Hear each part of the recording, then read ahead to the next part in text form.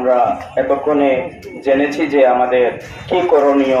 নিশ্চয় আমরা একে অন্যকে সহযোগিতা করব। আমি সাংবাদিক ভাইদের মাধ্যমে সরকারকে জানিয়ে দিতে চাই, আমাদের এত অঞ্চলে এখানে মসজিদ, এখানে মন্দির, এখানে গির্জা, আমরা অনেক ভালোভাবে আমাদের ধর্ম যে নিয়ম নীতি আছে সেগুলো মেনে চলতে পারছি। আমাদের এখানে কোনো সমস্যা হচ্ছে না। আমরা কে হিন্দু, কে মুসলমান, কে খ্রিস্টান, এর মধ্যে কোনো ভেদাভেদ নেই। আমরা একে অন্যের দেশবাসী ভাই ভাই হিসাবে দিনাতিপাত করছি।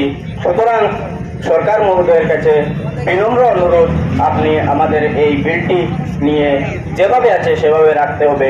আপনাকে এতে হস্তক্ষেপ করার প্রয়োজন মনে করছি না। তার মধ্যে যারা শুনছেন সবাইকে একটাই মেসেজ, যে আগামী শুক্রবার লাস্ট ডেট আমাদের। শুক্রবার জুম্মার নামাজের আগে আগে যাতে আমাদের 10 কোটি ইমেল চলে যায়, এই মনোমানসিকতা নিয়ে আমরা যাতে কাজ করতে পারি। আর বাকি যেগুলো অপূরণ হয়ে যাবে সেগুলো যেন জুম্মার নামাজের পর কমপ্লিট হয়ে যায়। মহান আল্লাহ যেন আমাদেরকে সহযোগিতা করেন।